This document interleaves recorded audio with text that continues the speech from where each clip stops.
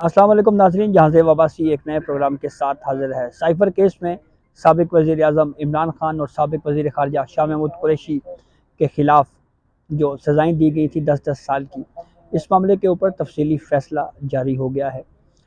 77 صفحات پر مشتمل یہ تفصیلی فیصلہ ہے۔ اس میں ریزننگ کیا دی گئی ہیں، کیا وجوہات دی گئی ہیں، یہ سزا کیوں دی گئی، اور پھر اس کے بعد ایک اہم معاملہ یہ ہے کہ اب یہ اپیل میں کس حد تک عمران خان کو ہائی کورٹ سے اس معاملے پہ ریلیف مل سکتا ہے، اس کے اوپر بات کریں گے۔ سب سے پہلے تو آپ کو بتائیں کہ 30 دنوں کے اندر عمران خان نے اب اس فیصلے کے خلاف ہائی کورٹ میں اپیل دائر کرنی ہے۔ تو یہ 77 پیجز ہیں جو یہ فیصلہ تفصیلی جاری کیا گیا ہے، اس کے چند جو بنیادی پوائنٹس ہیں وہ آپ سے شیئر کرتے ہیں۔ پہلے اس فیصلے میں سائفر کیس میں کورٹ نے یہ کہا ہے کہ دکھ کے ساتھ یہ کہنا پڑ رہا ہے کہ 27 جنوری کو پوری عدالتی کارروائی کے دوران عمران خان اور شاہ محمود قریشی کے وکلاء جو ہیں ان کا رویہ غیر سنجیدہ تھا۔ ملزمان کے وکلاء غیر حاضر تھے، اس لیے جو اسٹیٹ کونسل ہیں، جو سرکاری وکیل ہیں، جو ہم نے سرکاری وکلاء ہیں، وہ ہم نے سرکاری خرچ کے اوپر مقرر کیے۔ سرکاری خرچ پر مقرر کیا کہ وکلاء کے ساتھ عمران خان اور شاہ محمود قریشی نے بدتمیزی کی، وکلاء پر فائلیں پھینکی۔ عثمان ریاض گل اور سید محمد علی بخاری عمران خان اور شاہ محمود قریشی کے وکلاء کے طور پر پھر بعد میں پیش ہوئے اور استدعا کی کہ انہیں جو استغاثہ کے گواہان ہیں ان پر جرا کے لیے 1 گھنٹے کا وقت فراہم کیا جائے، جس پر عدالت نے ان کو یہ وقت فراہم کر دیا۔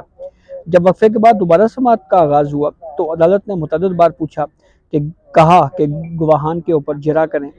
عمران خان اور شاہ محمود قریشی کے وکلاء کو بار بار گواہان پر جرا کرنے کے لیے کہا گیا، لیکن جب وکلاء نے گواہان پر جرا نہ کی تو سرکاری خرچ پر مقرر کردہ وکلاء کو کہا گیا کہ گواہان پر جرا کریں۔ باقی رہ جانے والے جو استغاثہ کے گواہان تھے ان کے اوپر جو ہے وہ پھر سرکاری وکلاء نے جرا کی۔ اور پھر اس فیصلے میں کورٹ مزید کہتی ہے کہ سائفر کیس کا مقدمہ درج کرنے کے لیے تمام قانونی تقاضے پورے کیے گئے۔ کیس کی انکوائری 17 ماہ پر مشتمل مفصل انکوائری ہوئی، اس لیے یہ قرار نہیں دیا جا سکتا کہ ایف آئی آر کے اندراج میں ڈیلے ہوا ہے، تاخیر ہوئی ہے۔ سائفر خفیہ دستاویز ہے جسے عوامی سطح پر کسی بھی انداز میں منظر عام پر نہیں لایا جا سکتا۔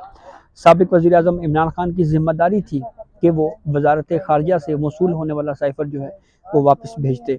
سائفر وزارت خارجہ میں واپس بھیجا جانا چاہیے تھا۔ جب عمران خان وزیر اعظم تھے اس وقت وزارت خارجہ اس پوزیشن میں نہیں تھی کہ وہ وزیر اعظم کو کہتی کہ آپ سائفر واپس دیں۔ وزیر اعظم سے کوئی یہ نہیں کہہ سکتا کہ قانونی تقاضے پورے کر کے سائفر واپس کیا جائے۔ سابق وزیر اعظم عمران خان کی ذمہ داری تھی کہ وہ سائفر کو مقررہ وقت میں واپس کرتے۔ آج کی تاریخ تک سائفر وزارت خارجہ میں موجود نہیں ہے۔ اور پھر اس کے بعد اس فیصلے میں کورٹ نے یہ کہا ہے کہ آفیشیل سیکریٹ ایکٹ خفیہ ڈاکومنٹس ٹاپ سیکریٹ اور کلاسیفائڈ ڈاکومنٹس سے متعلق ہے۔ آفیشیل سیکریٹ ایکٹ صرف فوج، ملک کے دفاع سے متعلق نہیں ہے، بلکہ یہ قانون جو آفیشیل سیکریٹ ایکٹ ہے یہ ریاست کے ہر اس خفیہ دستاویز سے متعلقہ ہے جو سماجی، سیاسی یا معاشی طور پر ریاست کے متعلقہ ہو۔ سائفر یا ایسا خفیہ دستاویز جو حساس اور خفیہ نوعیت کا ہو اسے پبلک نہیں کیا جا سکتا۔ عمران خان نے عوام میں سائفر سیاسی مقاصد کے لیے لہرایا۔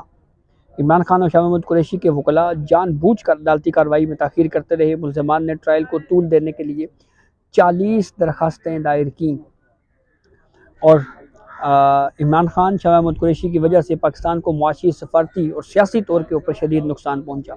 ملزمان کو ان کے اقدامات سے ان ممالک کو فائدہ پہنچا جو پاکستان کے دوست نہیں ہیں۔ اچھا جی، پھر اس فیصلے میں مزید کہا گیا کہ دونوں مجرمان نے خود سختہ پریشانیاں بنائیں، ہمدردیاں لینے کے لیے بیار و مددگار بننے کی کوشش کی۔ فیئر ٹرائل کا حق چالاک ملزم کے لیے نہیں ہے۔ کورٹ نے پھر کہا کہ سائفر کو اپنے لیے استعمال کیا گیا، جس کا اثر پڑا۔ عمران خان اور شاہ محمود قریشی نے بطور وزیر اعظم اور وزیر خارجہ اپنے عہدے کی خلاف ورزی کی، جس سے پاکستان اور امریکہ کے تعلقات کو نقصان پہنچا۔ اس فیصلے میں مزید یہ کہا گیا ہے کہ عمران خان اور شاہ محمود قریشی نے جان بوجھ کر جھوٹ بولا۔ اعظم خان کا بیان سچائی پر مبنی تھا، جس نے پروسیکیوشن کے دلائل کو مضبوط کیا۔ سائفر کے ذریعے دیگر ممالک سے رابطے کے سسٹم کی سالمیت پر سمجھوتا کیا گیا۔ سائفر کے معاملے سے دیگر ممالک کے ساتھ تعلقات پر اثر پڑا، جس سے دشمنوں کو فائدہ ہوا۔ عمران خان نے جلسے میں جان بوجھ کر جھوٹ بولا اور ملک کا نہ سوچا۔ 31 مارچ کو عمران خان نے کہا امریکہ نے دھمکی دی، اس سے پاک امریکہ تعلقات کو نقصان پہنچا۔ امریکہ نے رد عمل میں 3 بار کہا کہ عمران خان کا بیان حقیقت پر مبنی نہیں ہے۔ امریکہ کے بعد عمران خان نے جھوٹ بولا کہ سازش کے تحت حکومت ختم کی گئی اور افواج پاکستان کو نشانہ بنایا۔ پھر اس کے بعد اعظم خان کے بیان کے اوپر اس فیصلے میں مزید کہا گیا کہ اعظم خان نے مجسٹریٹ کے سامنے بیان میں کہا کہ عمران خان کو سمجھایا تھا۔ اعظم خان نے کہا آفیشل سیکریٹ ایکٹ کی خلاف ورزی کا بھی عمران خان کو بتایا تھا۔ عمران خان نے اعظم خان کی بات کو جو ہے سنا انسنا کر دیا، یعنی اس پہ کوئی زیادہ توجہ ہی نہیں دی اور جلسے اور سوشل میڈیا پر مہم چلائی۔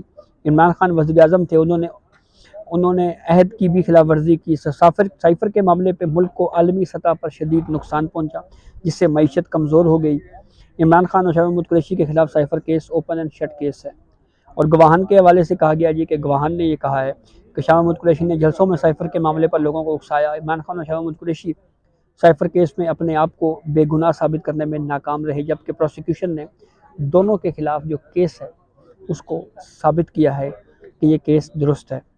پھر اس کے بعد یہ کہا گیا ہے کہ عمران خان نے سائفر وزارت خارجہ کو واپس نہیں بھیجا۔ سائفر کیس 17 ماہ کی تحقیقات کے بعد دائر کیا گیا۔ 17 ماہ کی تحقیقات سے ثابت ہوا کہ مقدمہ تاخیر سے دائر نہیں کیا گیا۔ بطور وزیر اعظم عمران خان کی یہ ذمہ داری تھی کہ وہ سائفر کو واپس بھیجتے۔ وزارت خارجہ کے حوالے سے کہا گیا ہے کہ وزارت خارجہ کو واشنگٹن سے سائفر موصول ہوا۔ سائفر بہت حساس ڈاکومنٹ تھا، جس سے امریکہ پاکستان کا ایک دوسرے سے بھروسہ جڑا ہوا ہے۔ 25 گواہان کے بیانات قلم بند کیے گئے، لیکن وکلاء صفائی غیر سنجیدہ دکھائی دیے۔ اور پھر فیصلے میں کہا گیا ہے کہ عمران خان شاہ محمود قریشی نے سرکاری وکلاء کے ساتھ بدتمیزی کی، فائلیں پھینکی، اور اس کے علاوہ پروسیکیوشن نے نہ صرف گواہان بلکہ دستاویزات پر مبنی ثبوت بھی پیش کیے۔ ریکارڈ پر ایسا کچھ نہیں ہے جسے ثابت ہو سکے کہ پروسیکیوشن کے گواہان میں کمی رہ گئی ہے۔ عمران خان اور شاہ محمود قریشی کے مختلف وکلاء آئے، درخواستیں دے کر تاخیری حربے استعمال کیے جاتے رہے۔ عمران خان شاہ محمود قریشی کا رویہ عدالت کے سامنے تھا، نقول فراہمی اور فرد جرم پر دونوں نے دستخط نہیں کیے، جس سے ان کا یہ نامناسب رویہ ثابت ہوتا ہے۔ پھر اس کے بعد اس فیصلے میں جو جج ابو الحسنات ذوالقرنین نے لکھا ہے، اس میں مزید کہتے ہیں کہ عمران خان اور شاہ محمود قریشی نے 342 کے بیانات دیے لیکن دستخط نہیں کیے۔ عمران خان اور وزیر خارجہ سے ایسے رویے اور تاخیری حربوں کی توقعات نہیں تھی۔ شفاف ٹرائل ہم نے کیا، مجرمان کو جرا کا مکمل موقع دیا، لیکن جان بوجھ کر اس معاملے پہ جرا نہیں کی گئی۔ یہ جناب یہ تفصیلی فیصلہ ہے جس کے چند اہم پوائنٹس جو ہیں وہ ہم نے آپ سے شیئر کیے ہیں۔ اب ایک چیز جو بہرحال کہی جا رہی ہے کہ اس میں ہیسٹ کا مظاہرہ کیا گیا، یعنی جلد بازی کا مظاہرہ کیا گیا ہے، اور اس بنیاد کے اوپر اب ہائی کورٹ سے رجوع کیا جائے گا 30 دنوں میں۔ یہ معاملہ جو ہے وہ اب 30 دنوں کے اندر لازم ہے پاکستان تحریک انصاف کی قانونی ٹیم کے لیے کہ وہ اس معاملے کو کورٹ میں، ہائی کورٹ میں چیلنج کرے۔ اسلام آباد ہائی کورٹ میں یہ معاملہ چیلنج ہوگا، اور پھر اس کے بعد دیکھنا یہ ہے کہ یہ کیس کس طرف جاتا ہے۔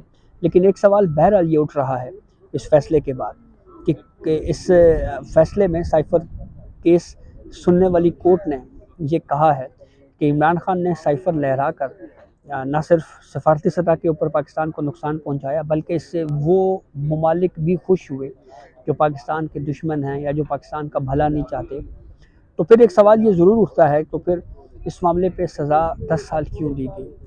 یہ وہ سوال ہے جو ہو سکتا ہے پروسیکیوشن سزا بڑھانے کے لیے بھی جو ہے وہ اپیل میں آ جائے۔